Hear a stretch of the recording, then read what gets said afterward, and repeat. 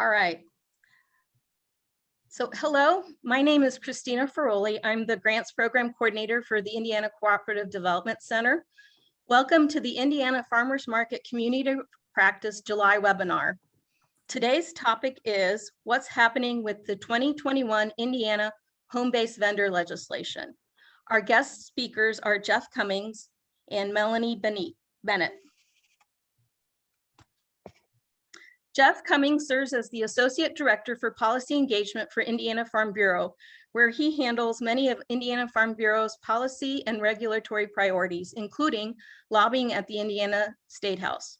He also helps manage Ag-Elect, Indiana Farm Bureau's Political Action Committee that focuses on candidate endorsements and issues. Prior to joining the Indiana Farm Bureau, Cummins was with the Indiana State Department of Agriculture for 4.5 years, serving in various roles on policy team, but most recently as General Counsel and Legislative Director. He also spent 2 years at the Office of the Indiana Attorney General. Cummins is from Austin, Indiana, and earned his undergraduate and law degrees from Indiana University. Melanie Bennett serves as the Activism Manager at the Institute for Justice, where she mobilizes grassroots activists in legislatures, city halls, and in the streets across the country to defeat abuses of government power.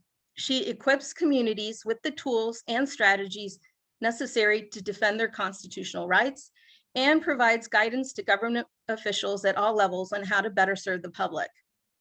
An experienced campaigner and public speaker, she helps form grassroots coalitions across Indiana Institute for Justice pillars of private property rights, educational choice, and economic liberty. She trains principal members of the community and uses strategic communications to educate the public to enact change. She has helped save an elderly neighborhood in Yorktown, Indiana, from being demolished for private downtown development, and is working with farmers in Roseau, Minnesota to save their land from being flooded for a misguided public works project. She continues to support legislation across several states to make it easier for cottage food producers, food truck vendors, and home gardeners to earn an honest living without onerous government regulation. Melanie holds an MA in Government Counterterrorism and Homeland Security from the Lauder School of Diplomacy and Strategy at IDC in Herzliya, Israel. As a graduate assistant, she studied how poor governance contributes to the global struggle against terrorism, leading her to pursue policies that uphold free societies and promote limited government. A proud Ragin' Cajun, she double majored in political science and marketing with concentrations in pre-law and internal relations at the University of Louisiana at Lafayette. Welcome to Melanie and Jeff. Thanks, Christina. I don't know if I reminded everyone, just a second, to just please remain muted again, and please place your questions in the chat and we'll have a Q&A at the end. Thank you, Jeff. Thank you, and thank everybody for joining us today. We're delighted to present some information on what we did and what we're planning to do on home-based vending here in Indiana. Melanie has been a great resource, and Christina, thank you for inviting us to participate in this series and visit with these folks and talk about this issue. It's been an important partnership amongst all parties, and we're working with a lot of folks, the agencies and other industry stakeholders who have an interest in this issue.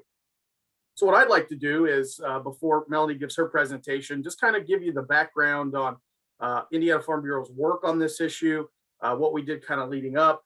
I'll update you on how things went during the legislative session, and then we'll do a look ahead at what's coming the rest of this year and next. So to start with, when we put home-based vendors, legislation expanding venues and products for home-based vendors on not just in our policy book, but as a priority for this last legislative session, it did raise a few eyebrows. Most people think Indiana Farm Bureau is just corn, soybeans, wheat, and hogs, and we are, and proud of that, but we're a lot more than that, and we strive to be a service to all farmers, big, small, high-tech, low-tech, conventional, non-GMO, organic, you name it. And so it's something we're trying to pivot to be more diverse, to represent the diversity of our membership, and to encourage and include more of those folks in the membership as well. So how did we get here? Let me give you just a little background on that. Some of this is procedural, so I apologize if your eyes kind of gloss over, but I think our process, just so you know, is pretty organic and bottom up. And so it's important to know that this is not something we invented in the home office to work on, but came from the membership. So our policy development process starts at the county level. The counties in the summer, or excuse me, in the winter, spring, will start meeting on their own to talk about local issues important to them and submit to us then through committees their policy priorities that should be in the Farm Bureau policy book. These are the support, oppose types of statements across a whole range of issues: general ag and commodity markets, transportation and infrastructure, energy and utilities, broadband, of course, taxation, and food. And so it was really kind of meteoric for this particular policy to land where it did, because not only did it just get into the policy book last year in terms of supporting this expansion, but then to make it onto the board priority and to get as far as we did this session was really a little bit of a surprise. And we got fairly close. So after the counties submit their policies, it goes through these policy advisory groups, and we have one on diversified ag, and they met and encouraged that this policy be part of the book. Then from there, and we've got a lot of those PAGs, we call them, divvied up by subject matter, and the staff internally will staff those meetings to try to facilitate rather than opine on what should be in the policy book. And so we can offer advice to those folks that need it in context, but really the members decide what policies advance. And so the PAGs then accept, reject, or modify policies that come up, and they go then to a resolutions committee, which incidentally meets next week, I believe. So we'll have a couple of days of resolutions committee to review what came out of the PAGs, and then from resolutions onto our delegate body. And so there's a lot of steps along the way. It's kind of, you know, like the funnel narrows towards the bottom. And so the policies become stronger as more eyes and more members have a chance to work on them and see how they can be strengthened and how Farm Bureau can be prepared and proactive to position ourselves to deal with policy issues as they arise. And so part of it is trying to get things in the book that do give us that proactive stance. Well, where do we land on this issue should it arise? And you know, we're doing that now, probably no surprise, on carbon and climate. A lot of those conversations heavy in the PAG discussion this last month. And so that's kind of where home-based vendors was last year.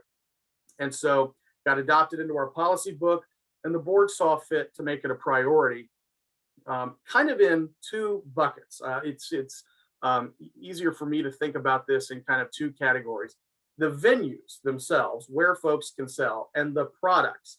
And so venue expansion, I think, was really, you know, the hill to die on. Make sure we get venue expansion. That's kind of the critical piece, because the other side is a little more complicated. That's the food safety side. And food safety is paramount because it also is linked to reputational safety, health of the industry's reputation. And so we have to make sure we're doing all we can to maintain important food safety standards so that we don't risk the reputation and quality of the products and the producers in our state who do what they do every day and do it so well. So venue expansion was kind of the hill we really wanted to stand on, and then let's negotiate on the products. And so let me give you kind of just the digest of the bill. And if you followed it this session, you probably know this, but the bill would have allowed home-based vendors' products to be sold in person or by phone or the internet and delivered by the vendor or a third-party carrier to the end consumer. So that was kind of where the bill sort of near the 11th hour of session landed. We had kind of negotiated the other pieces away because we wanted more time to figure out how exactly we need to, within that category of venue expansion, make sure food safety remains intact. And so we started the session with a pretty robust bill, filed it both on venue expansion and product expansion. And we you can categorize those in potentially hazardous foods and non-potentially hazardous foods. And the non-PHFs, the things you can sell today, the baked goods, candies, shelf stable, safe food items that can already be sold at roadside stands or farmers markets were kind of a given. And then on the potentially hazardous foods, we needed to work through what would happen on meat, poultry, dairy, and the like, eggs. So we had kind of a large roundtable meeting that lasted a few hours with all of the industry and agency stakeholders to try to figure out what that might look like. And what's worked in the past in agriculture on pesticides and on this summer also a climate and carbon issue is kind of an industry work group. So let me kind of explain that a little bit, sort of a divergent track here. There are kind of three categories of ways that the legislature has been doing things over the summer, fall months. I'll say maybe one of the least formal is this kind of working group model where they sort of outsource the work, not abandon it, but sort of sub it out to the industry stakeholders who are best positioned to make a policy recommendation back to them. So that's kind of where we are in this working group, kind of led by the State Department of Health, ISDA, and the Board of Animal Health, convening stakeholders to talk through how we might bring this bill back next year. In the middle is kind of their typical summer study committees. Those are well known. That's one where you meet at the call of the legislators on the committee. They sort of set the agenda and they make the policy recommendation, but the window is short. And so they might meet 3 times over the summer and fall to discuss what a policy recommendation should be for a particular topic for next session. And then there's maybe the more formal and lengthier kind of task force that they'll establish. So for instance, this year in a wetlands bill, they established a task force that has a life of maybe a year or more. And they've done that on energy and water and lots of other issues where it may be appointed by the governor, have a longer life, and issue a more robust report on how to tackle that issue back to the governor and the legislature. So we're kind of in the first category here with our home-based vendor working group, beef, pork, poultry, dairy, Farm Bureau, the agencies, as I mentioned, and Institute for Justice, Purdue, involved from their food safety standpoint, and others. We hope to, at the next meeting, bring some folks in from farmers markets who can talk about the day-to-day, about how they operate, bring in some home-based vendors to talk about the benefits that this would have for them.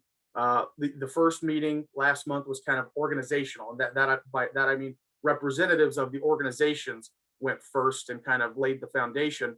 But this task force from the bill will meet a few more times, and then hopefully have some farmers markets and farm masters maybe to come in and talk through what solutions they might be interested in seeing as part of the bill too. So that's a little bit of kind of the background there. So we get into session, and the bill started pretty broad again with venue expansion and products. But because we didn't have time to come to a final agreement on the product side of the ledger, we cut that off and sort of amended that out of the bill. And what I read to you was the remaining bill, House Bill 1103 by State Representative Steve Davison from Washington County, and Senator Greg Walker from Bartholomew County was our Senate author. So the bill 1103, sold in person, by telephone, internet, delivered by the vendor, or third-party carried it in consumer. That's where I'd like to start going into next session. That's where I'd like to see this working group say, here's at a minimum what we want to do there. And in talking with our friends at Pork and Poultry and the State Egg Board and others, it sounds like maybe the most compatible way to go forward with this is push the venue expansion through to start. Maybe deal with some products, the ones that are not meat, poultry, dairy, eggs. So maybe some canned goods where you've got to have that pH balance just right, or something like that. Maybe there's a class of potentially hazardous foods that we can put in the product expansion that leaves out the meat, poultry side. But on their side of the ledger, work with the Board of Animal Health and those producers to get more of their facilities into the Cooperative Interstate Shipment Program.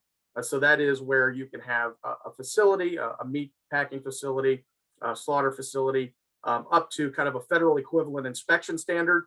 That way those products can move interstate with more ease. And it brings up the quality of all those facilities if they can meet that standard. and opens more doors for folks to be able to move their products into them. And you saw last year the complications we had and the bottlenecks we ran into on the meat and poultry side when facilities had to close for COVID. And then you had the cyber attack on JBS that shut down a plant for a little while. And so those, even though some of those moments in time seemed long, they were relatively short, and the bottleneck developed quickly. And you had animals backing up on farms and empty store shelves because the middle was blockaded. And so bringing those facilities up to that cooperative interstate shipment standard through that program up to that federal equivalent standard in terms of inspection means that we can have more products moving through there without having to negotiate the finer points of that in a statute and a legislative negotiation. So that's kind of what I mean by running parallel tracks. The venue expansion is where I hope to start with the conclusion of this working group, and then work with our meat poultry folks on the cooperative interstate shipment program to get those facilities up to that standard, and then create more access for producers to move their products through them. So that's kind of the negotiation. That's what the negotiations look like today. Now, as you all know, because this is legislation, and when you file a bill, there are 150 people that get to have their say on it. So I always say that's where the negotiations are today. That's kind of what our vision is for now. But I think, through this working group model, which I've seen prevail in the past, if we can come to some kind of consensus by the end of the working group, we should be able to get a bill through. I think that makes a lot of sense, and that people are comfortable with. But really, the undergirding for this is for Farm Bureau is making sure we are recognizing the diversity in agriculture, the diversity of our membership, and attracting those who maybe think we're not for them. And so this home-based vendors piece is a great piece for us to work on because it's something where we can bring folks into the modern economy. COVID-19, I think, accelerated the trend of direct-to-consumer purchasing, home-based delivery of products, whether it's groceries or restaurants and eating out, and the like. There's more and more things that you can have just ordered online and delivered to you. And this should be one in particular for those safe, shelf-stable products that can already be sold at farmers markets and roadside stands. So not to say that those venues aren't important, they are, but we'd like the options to increase. And so that's where selling online, direct to consumer, making the sale by phone, and then being able to do pickup, of course, but delivery yourself or by your employees, maybe if you expand, or third-party carrier to those folks, brings up the level to which home-based vendors can operate and moves the food and ag industry forward. So that's kind of the undergirding. It's let's make e-commerce work for everybody. Let's bring them into the modern economy and get rid of some of these restrictions. So the work group will meet. Our deadline is December to have a policy submitted to the state legislature. They'll gavel in January, and negotiations will begin again on the bill that we file. And so I know Representative Davison is still very energized on this issue. He was at our first meeting by Zoom, and other legislators are looking forward to the outcome that we find on this bill as well. So that's kind of where we're headed. We'll go into, I have a meeting later this week with some Purdue folks on food safety, talking about how maybe we build in some additional products into the bill without creating too much risk. But I think there's a good way to do this, and you all know how to do it. And so we're excited to see how you can contribute to this effort too, to our work group and task, the issues we've been tasked with. So where do we go from there? It's always kind of a guessing game when the legislature convenes and the bill starts moving, but that's where, again, our members will come in. We spend, not this past year because of the restrictions, but we send members every day to the State House in a typical year to advocate for our bills, talk with legislators over lunch or in the hallway, testify in committee, and Melanie will do the same when she brings her folks in as well. So we'll be there every day pushing for this and hopefully working alongside you to get it done. But we think this is really important, and we're delighted to be working on it. So with that, I've probably gone on longer than I should, but I want to say thanks again for the time to be here and for Farm Bureau to share what we've been working on and how we continue to push this effort. And I'll turn it over to Melanie. Hi, everyone. Jeff, that is a great intro into what all this means and how our presentation can fit into that. So to try to make this, practically speaking, come down to your level to understand what these laws mean and how you can interact with them and things like that, I always like to use the current law to explain it. So this presentation is, how do you start a home-based business currently in Virginia under the laws now? And then based on the reforms that Jeff mentioned, what those reforms will do differently for you in the future, which in our opinion will be really great reforms for you. So let me make sure I got this. There we go. So it'll be just an intro, an icebreaker, what the current law does, some tips and tricks from our experience at the Institute for Justice. Jeff already reviewed the reforms, so we'll go quickly through that, and then Q&A with you all. So I'm from the Institute for Justice. You heard my really long bio that I should have shortened, but IJ is a national nonprofit civil liberties law firm. We work across the country to make it easier for people to earn an honest living. And one way we do that is making it easier to sell homemade foods. And then you know about the Farm Bureau, because that's why you're here. So I love to start with an icebreaker. I think it gets everyone really invigorated in what we're doing. So here's 2 truths and a lie, and your job is to figure out the lie. Maybe you can post in the chat, or actually just think rhetorically and I'll give you the answer so we don't have to muddy the chat. But is it true or false that cottage foods are foods made in a home kitchen? Cottage food producers, that's another word for a home-based vendor, are exempt from licensing and inspection requirements. Or C, cottage food producers, home-based vendors can sell their goods to their neighbor down the street. I'll give you 3 seconds to think about it. 1, 2, 3. It's C. Right now in Indiana, you can only sell at farmers markets and roadside stands. That is the most restrictive part of the current law. And that's the one that Jeff and I and all of the people that he mentioned are really trying to change, in addition to other reforms. Second one, are home-based vendors, can they sell baked cookies? Can they sell cheesecake? Or can they sell cupcakes? Which ones are true? Which ones are the 2 truths? And which one's the lie? I'll give you 3 seconds. 1, 2, 3. You cannot sell cheesecake right now because that is considered a potentially hazardous food.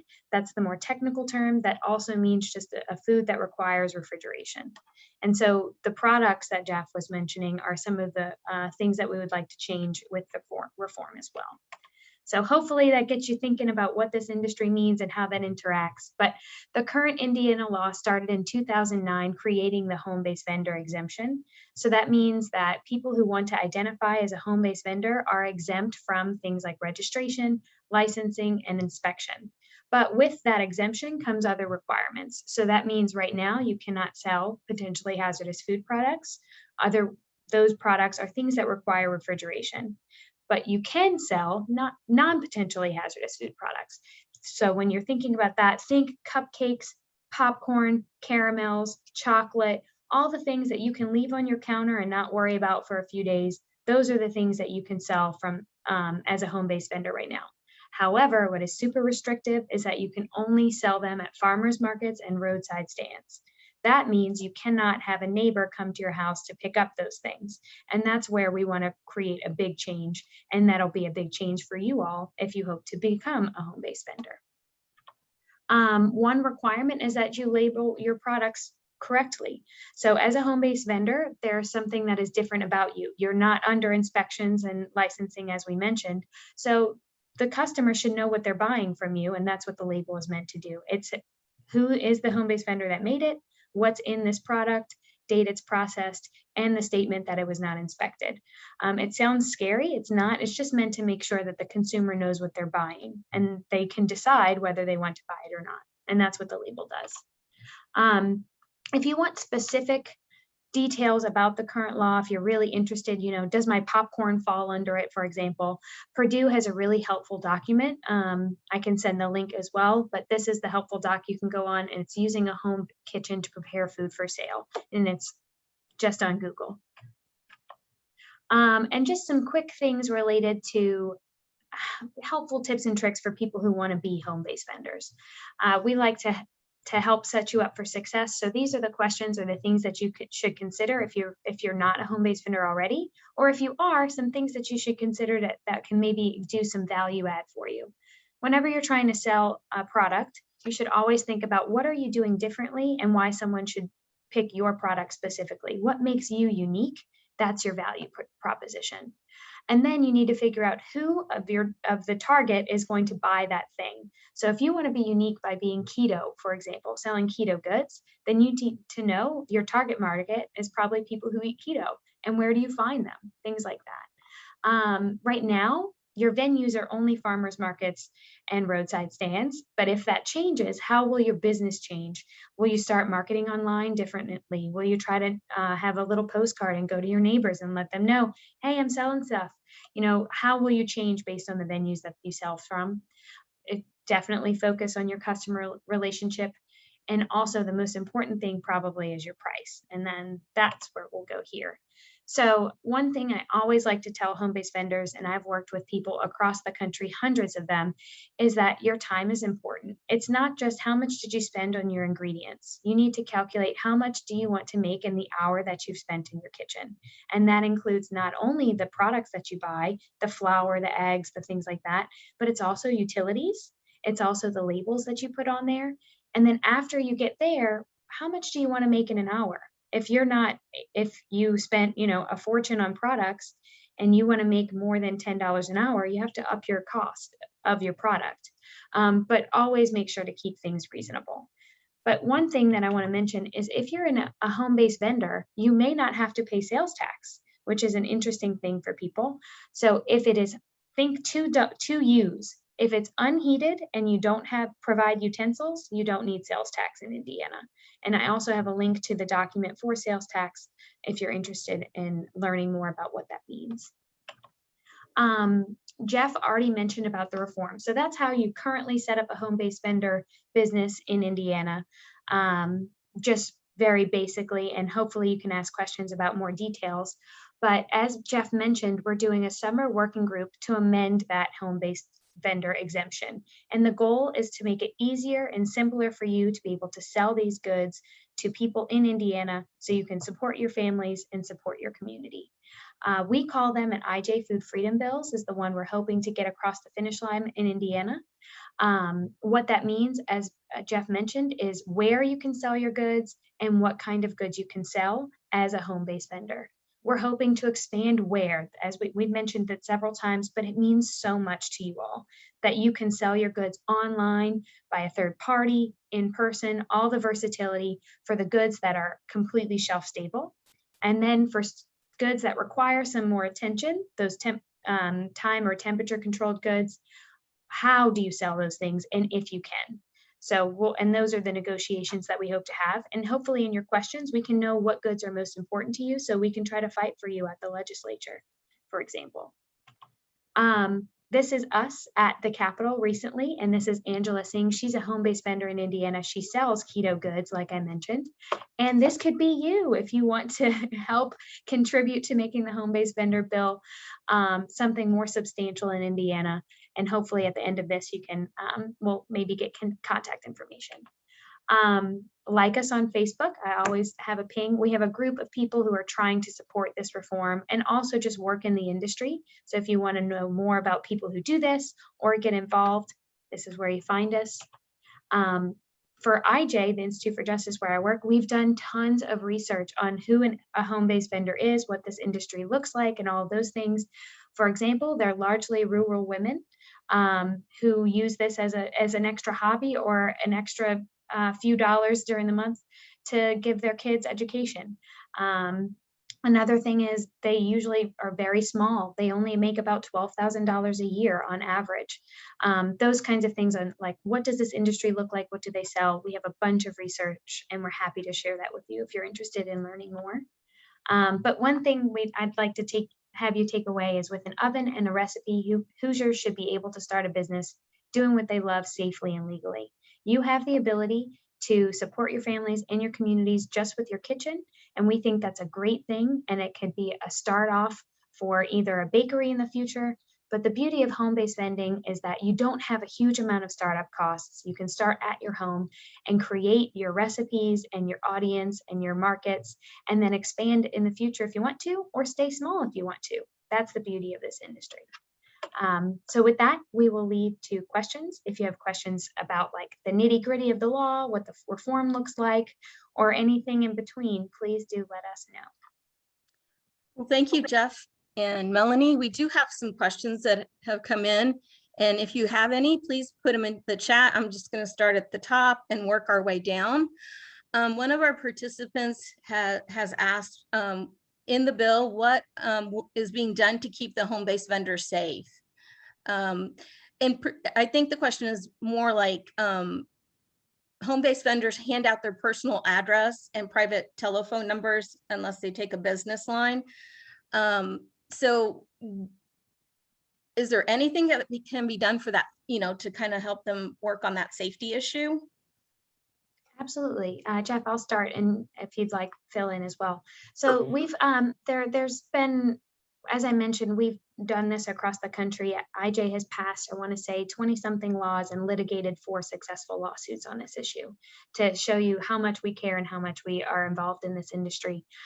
This came up in Maryland specifically. We had a home-based vendor or cottage food producer there who had domestic violence in her past, and she was nervous to have her information on the label. Most laws require you to have your name, address, label, things like that. But there is a new addition that some laws are starting to add that ask that if the home-based vendor would like to not include that information, what they can do is apply and register to the department who oversees it and get a specific number, and that number can go on the label. That's something, if you're really interested in, the stakeholders can talk about. The only negative to that is that it does include a fiscal note because it requires the government agency to have additional information on you, and it requires time and effort. So that makes the bill harder to get passed on the finish line. It's not impossible, but it's the pros and cons you have to think about in the legislature. So if we don't have that addition in the bill where you can apply to have a registration with the department, then otherwise you do have your name and address because the customer needs to know what they're buying and from who. Yeah, and I'll simply add that I did have one of my members reach out about using a PO box, and Melanie's right. The statute does say home address. So I kind of said, you can work with the local health department to see if they'll allow it, but the letter of the law is home address. So you'll need to work with the folks there at the local Department of Health to see what kind of flexibility they might be interested in giving you. But that said, we don't want to ask them to do that when the letter of the law is what it is. And so to Melanie's point, this may be something where as we move this, the issues forward, new ideas and suggestions come out. And so that's been really helpful to hear. So we're interested in tackling that as well. And Melanie has some good ideas there. Okay, thank you. Yeah, and unfortunately, there's probably several laws that come into play with that. Yes, some are federal laws. We have other too. members that deal with that in the confined feeding world. That permit application requires home address. So there are different various points in the statutes that have this requirement. So, but it's nice to see that people are looking into it because safety is paramount, especially in today's day and age with cyber attacks, and even, like you said, stalking and everything. So that's good. Thank you. So this is kind of like a hot button question that would like to be clarified. You did touch upon it just briefly. Is it possible for a change in, so home-based vendors can only sell at farmers market or farm stand, roadside farm stand or farm stand. Is it possible for a change in the ability to sell home-based products at other events or festivals? For example, such as pop-up markets, socials. We would like to include the home-based vendors in those venues. So there would be like festivals, winter markets, socials, and then pop-up type of events that seem to be popular these days. So I would say, in terms of, I think about this in terms of the language of the statute, we probably don't want to get into a list of things that you can do, but rather draft it in such a way that it's broadly inclusive, that it can be read, interpreted, hopefully not litigated. We wouldn't want to have to fight that fight, but if so, ruled as broadly inclusive of all these kinds of activities, all these locations. That was kind of the intent of where we started here, where we said sold by, in person, by phone, or internet, and delivered. The idea being that the transaction can take place just about anywhere. And so, that's another piece where if we need to broaden that out in some way to be more inclusive, we'll certainly consider that. Yeah, and in addition, adding on to what Jeff mentioned, so the way that we think about the industry is, first we think about the product itself. How safe is it, right? So cookies, we say very few people ever get sick from a cookie. It's super stable. I keep going. And then cheesecakes need some refrigeration, for example. So we think more about the product and then we go to the venue. So if we're talking about a cookie, that should be able to be sold from just about anywhere because the thing is inherently safe. So we are hoping to expand the sale of those non-potentially hazardous goods, think cookie, to almost anywhere based on this reform. So if that's the case, then you can sell it at home, online, by a third-party vendor, at a fair, at a festival, at your child's birthday party, etc. That's our goal and that's our hope from the working group. The second part would be, how do we expand the sale of the products that require more attention? How do we expand the sale of the cheesecake, for example? And that's what the working group, we're trying to figure that out. Hopefully, the goal would be you can sell that anywhere to direct to consumer. And that way that person who's buying the cheesecake can ask the producer, hey, how did you store this cheesecake? What did you put in it, etc. And then they can buy it as a knowledgeable, conscientious consumer. That's the goal. But there are some difficulties to that, and we're trying to make that bill. That's what a food freedom bill is. We're trying to do that, but the goal is all shelf stable goods should and hopefully be sold from anywhere. The things that require more time and attention, how can we get those things to be sold and in what venues? So Great, thank you. I think you've clarified that for our participants, so thanks. I know there's a lot of people looking forward to those becoming able to sell at many different venues. So thank you. I think you made a lot of people happy. yeah. I do have a question about liability to the home-based vendor. So how it states, how about liability to the home-based vendor if a foodborne illness is passed on through the food? Do you want me to start, Jeff, or you? Sure. Well, I would say, yeah, Melanie, you can fill in where I have gaps here, but that came up at our first meeting. And I'm not an expert in liability, but I will say that the conversation we had as a group in particular was with regard to third-party carriers. And there's some liability protections in there. You think about not only maybe a parcel service, but like a DoorDash or Uber Eats, where the liability in my understanding goes back to the home-based vendor. So when it comes to shelf-stable products, maybe that's not as large a concern, but certainly when you have, if we got to a point where we're expanding venues and sales opportunities for those potentially hazardous products, that transporter, that carrier needs to use due care. And so there probably ought to be some protection there for those products, for the home-based vendor, for those products once they're in another person's possession. So it came up. We're working to try to figure out what exactly it means, but it'll really be dependent on where we end up in terms of the products that are able to move through this venue expansion. So that's my very simplified synopsis of that issue. I'm sure Melanie can do better to extrapolate. Oh, I think that was great. I just want to add additional, sometimes when people talk about liability, they automatically mean insurance. And we always say there are a lot of things that are best practice. You know, it's a best practice to have every type of stainless steel thing in your kitchen. Not everybody can afford that. And that's why there's the beauty of this bill is that you can use your kitchen in its current state so long as you follow basic health and safety requirements, keep your kitchen clean, wash your hands, etc. So best practice might be all stainless steel, but it's not absolutely required to be able to sell good food and safe food. Similarly, insurance is a best practice. You don't you shouldn't be required, and we hope that that wouldn't be required in this bill to have insurance, but you could have it as a best practice as the producer of this food. One side note is your home insurance. You could add on or tack on a type of insurance. Certain companies do this so that you can be a home-based vendor with insurance through your home insurance. I can't remember the name of the organization of the insurance company that does that the most, but that is possible. But the liability is very much, as the home-based vendor, you are liable for the food that you sell.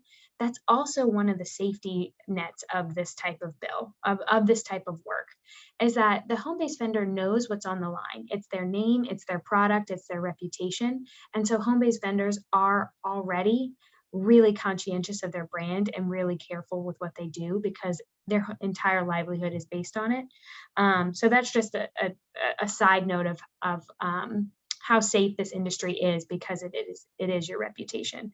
And if there's additional questions about liability, please let us know. We can go further. Okay, thank you. I would like to point out that we do have a food code. The FDA does release a food code. We're on the 2017 version. We're due for an update in 2022. And that is considered the best practices for the entire industry. That would also cover the home-based vendors. It's basically food retail establishments. It's what restaurants and other type of venues follow. And the answers are actually in the food code. So I'm more than willing to have a conversation with you about that. So here's another safety question. I appreciate you addressing tomato products and frozen items as part of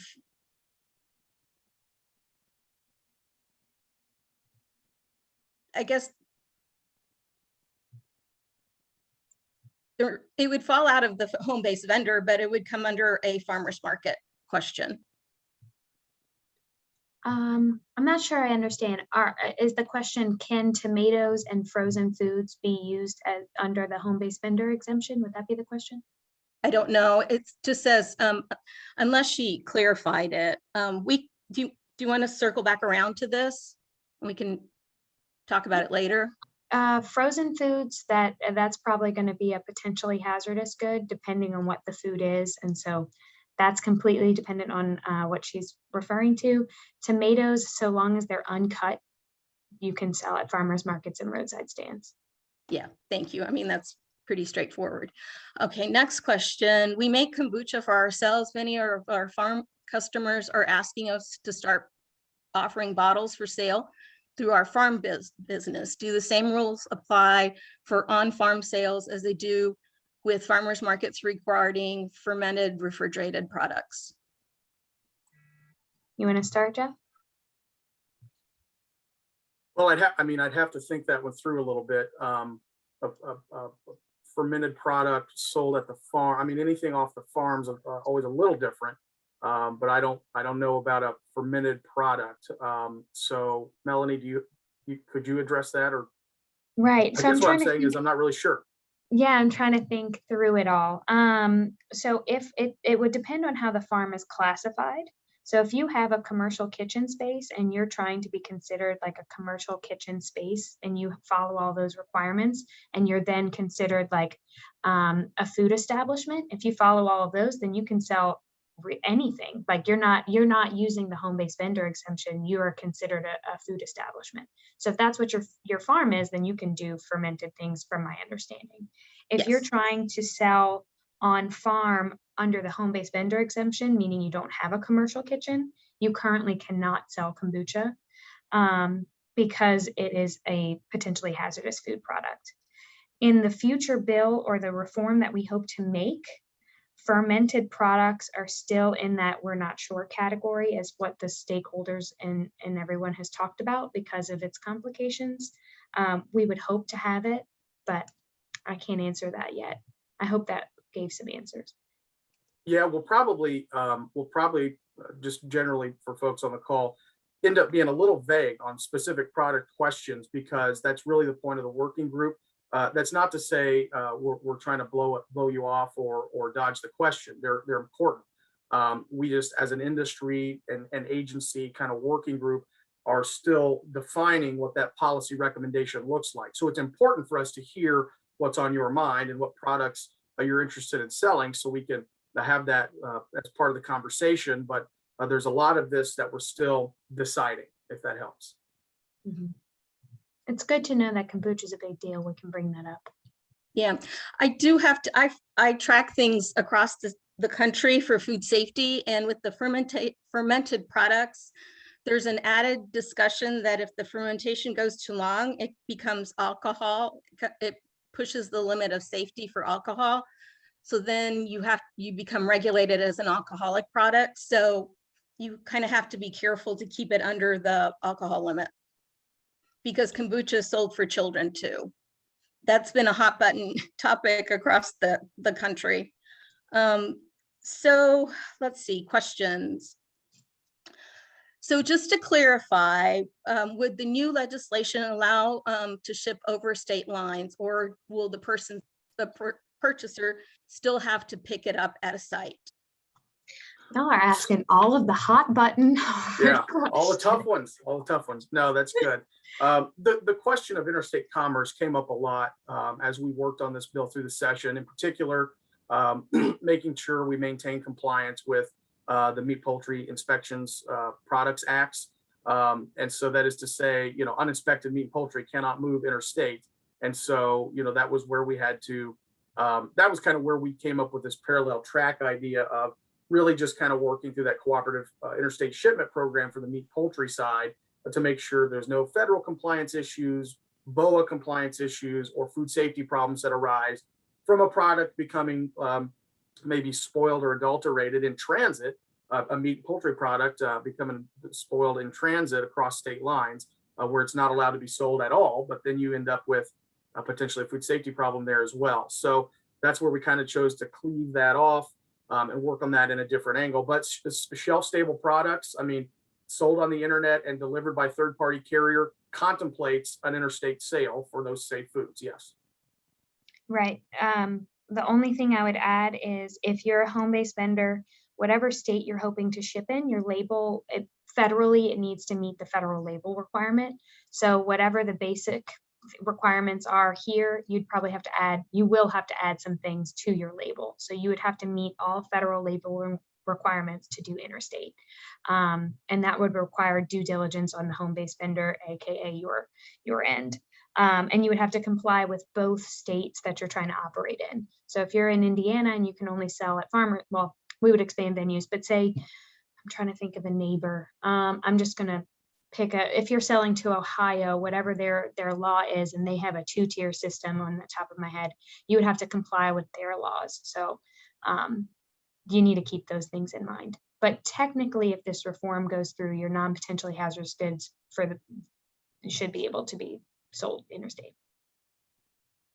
Thank you.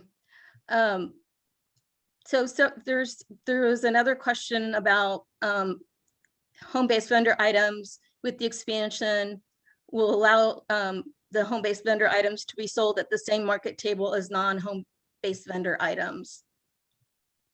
I'm not too sure what they're asking. Oh, I think, is there going to be some kind of distinction made between a good made in a commercial kitchen or a restaurant versus, I would have to break that down a few things. So at the farmer's market, the vendor, whoever's selling it, the whole point is the label. The label will say, hey, when you pick it up, this is made in an inspected kitchen or not. And that's where the conscientious consumer can pick it out. When you're talking about retail sales, if the policy working group decides that they can sell retail, some states have asked that home-based vending items are on a separate shelf. But we haven't really discussed retail just yet. So there isn't a complete, there's no in the law distinction between where you put these goods versus other goods, aside from the fact that the label specifically says that it's made in a home-based vendor's kitchen. I can clarify that a little bit. That was my question. Thank you. In practice, what we see is varying interpretations by different health departments because we're a home rule state. And so what we see often in Northwest Indiana is folks that maybe have some value-added products that would fall in the home-based vendor category are not allowed to be placed on the same table with vegetables or meat that has been processed in an inspected facility. They have to actually purchase a separate vendor site in order to sell their home-based items. That's Well- new to me. I didn't realize that, and I think that's regulatory, like administrative ruling, not so much the letter of the law. Right, But yeah, it- we didn't yeah. address that kind of granularity in the bill. But it does go to kind of the different approaches that you can run into at the county level for enforcement from local health departments. So we've had some questions come up about consistency there. And that seems like that's related to that.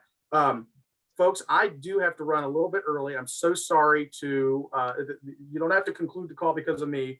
My email is below. I just have to get to the State House. Farm Bureau is having a ceremonial bill signing, and I need to be there to take pictures. I'm not going to be in any, but I have to staff the thing. So I really appreciate your time for letting me share Farm Bureau's efforts and Institute for Justice efforts. And thank you for everything you're doing. Please reach out to me by email at any time. Happy to work with you further. Christina, thank you. Melanie, as always, Thank you. appreciate your help. Thanks. I'll you. be here for anyone who has questions. Yeah, we have I- about three more questions, I believe. Yeah. Hey, Christina, before you go to the next question, that question there about HBV items sold at non-HB, both at the same table. I have an Some of answer that- for that. Well, Yeah, some I of that also- goes Go ahead. back to, you have to either be classified as a home-based vendor or not. You can't be both. So that may be where that's coming in. Exactly. That's other- a great point. Okay. But there's the other part is that the person purchasing has to be absolutely clear and understand that the product, the HBV product, was made in a non-licensed kitchen and not inspected. And by commingling them, they could misunderstand and purchase something. And so it's kind of like buyer beware. I mean, the person purchasing should ask questions, but in order to clarify and make it 100% clear, they have stated that they have to be in separate areas. And Melanie even stated that if you're allowed to sell in food retail, it will be on separately marked shelves. And she It did could address be. that. It just depends on the Or law, but possibly. that's likely, yeah. Yeah. And so, again, there was a question back about the frozen foods. The person states that she's aware, or they're aware, that they're not allowed to be sold under the current legislation. So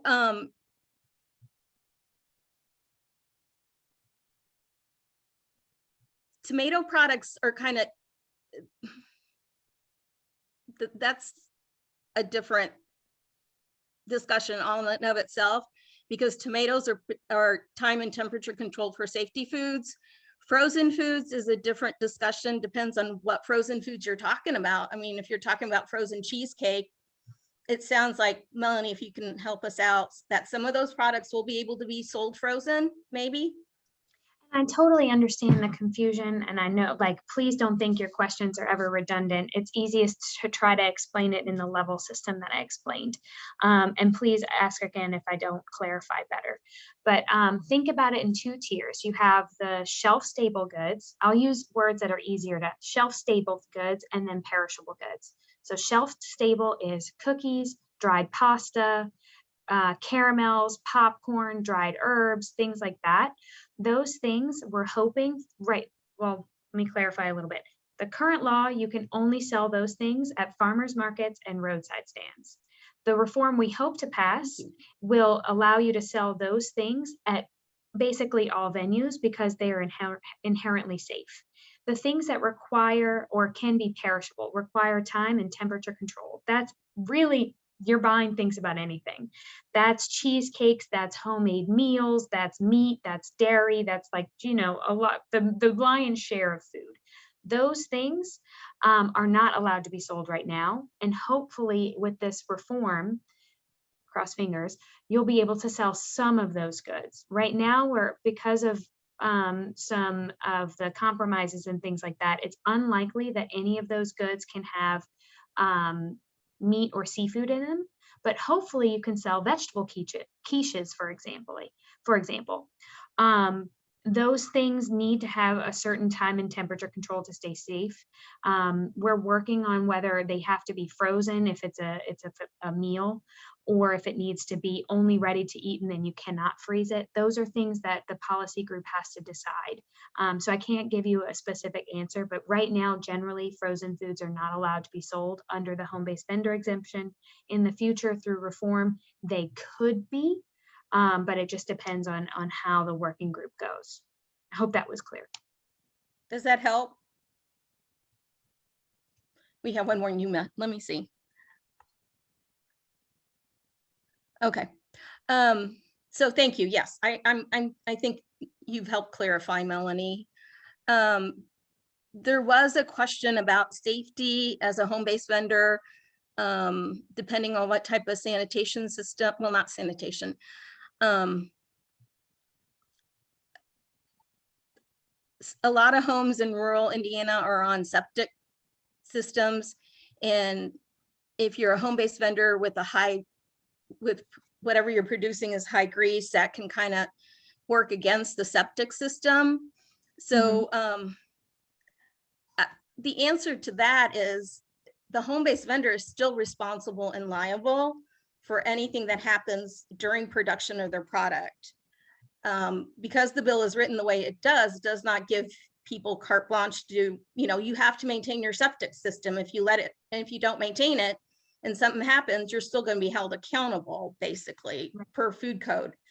So again, you need to work, come up with the best kitchen in your home to produce the home-based vendor goods that you're going to be selling. So hopefully that helps that question. I guess there was a kombucha question. Someone shared that in 2012, there was a salmonella outbreak because the kombucha wasn't properly fermented. Yes, that's always a problem. And that's why only commercially produced kombucha can be sold. You have to be, like Melanie said, it has to be produced in a commercial kitchen with a HACCP with procedures written in place. So kombucha is very interesting, and also you will come across the NTB, you will also hit the alcoholic discussion. So yeah, you just need to know what you're doing. Talk to the health department. There was a question about Persimmon Pulp. It is a low acid, it's a basic high acid. It's not a high acid, it's a low acid food. And currently, I believe it can only be sold. It's a TCS food, TTCS, time and temperature control for safety. So it's either going to be sold refrigerated or frozen. Has this come up on your radar screen, Melanie?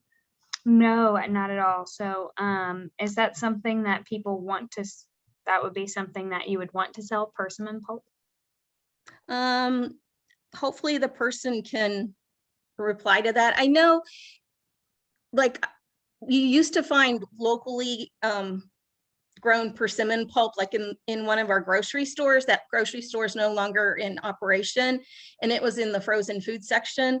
So I think if people have persimmon trees and you need to use the pulp for persimmon bread and stuff. So I mean, I guess in some sectors, Melanie, it could become, people could be interested in that product. But again, that's that discussion with produced food science about time and temperature control for safety.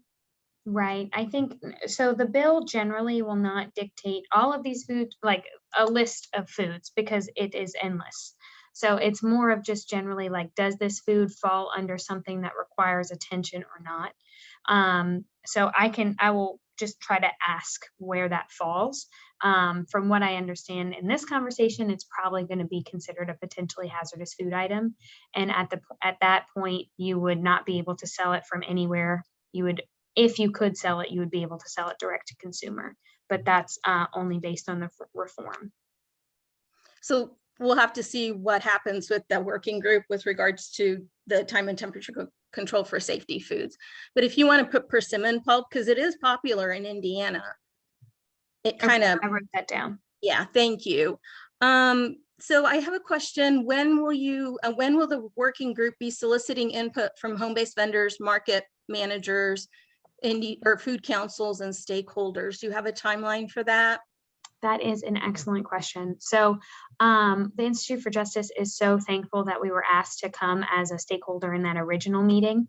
The meetings are headed up by the Department of Ag, the Department of Health, Board of Animal Safety, Farm Bureau, things like that.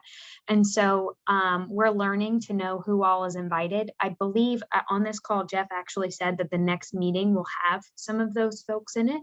So you have my email address and you have Jeff's email address. If you're interested in being involved, I'm not sure how many people can come in person, but we definitely have a Zoom option. Or if you just want to write in, that's something like I could read your statement, for example. So it's just, this is actually the excellent question on what I hope to end at, is that a lot of things that we talked about are reform based. Right now, you can't do a lot. And this bill is hopefully going to allow you to be able to be successful in this industry. So if you are interested in helping, please like our Facebook page and please email us, because we can share your story. We can know what it is you're really interested in to make the change. And hopefully, if they allow us, you can come and be a part of these negotiations. Whatever happens with the working group, it turns into a report. It's a legislative mandated working group. So we need to, from this working group, create a report that's then sent to the legislature. That report, from what I understand, is going to be the basis for a bill that will go through the legislature that starts in January. You don't need any kind of invitation to be part of the legislature. You can email your senators, call them, post about it, all of that stuff. So regardless of how active we can be in the working group, we need support in the legislature, especially when it goes into committee and when it goes to bill vote. So again, please, if you're interested in this issue, get involved. Let us know what you would like, and then contact your legislators to have them support it. And Melanie, if you and Jeff communicate with me, like where things are, if legislators, if we need to, I can send it out through the Indiana Farmers Market Community of Practice. We're going to be starting an email list, reaching all the market managers across the state. So yeah. So we can push it out in a couple of different ways. You can email her directly. So we'll try to reach as many people as we can to hopefully get those who want to be engaged and involved, give them that opportunity. Absolutely. I know for a fact the next meeting, I'm so sorry, I don't know if it's open door or not, that none of this is meant to be opaque. It's just whatever the legislature requires. But I will promise you, I will do my due diligence that if you're not able to make it because there's a numbers, COVID, I don't know, whatever, that if you email me your story, I will do my best to say it. So aside from that, the next meeting for sure is September 14th. So be active before then. And then there's probably going to be one additional meeting after that. But again, the report needs to be submitted by December 1st, if I'm not mistaken. So just one quick question. The Purdue group, is Amanda Deering chairing that group or part of it? That sounds right to me. Yeah, she's the food safety specialist on campus. So yeah, it makes sense. Perfect. And last call for questions. I think we got to everyone. If we didn't, you're more than welcome to email Melanie and Jeff directly, and they will answer your questions. Thank you all for the questions. They've been wonderful. I will type them up in a Q&A to the best ability, because some of the answers are quite complicated, but we will get them organized and made available to you all. The webinar will be uploaded onto the Indiana Farmers Market Community of Practice YouTube channel in about a week and a half. I need some time to kind of edit it a little bit. So thank you to everyone who's participated, and thank you for hanging in there with us. And thank you, Melanie.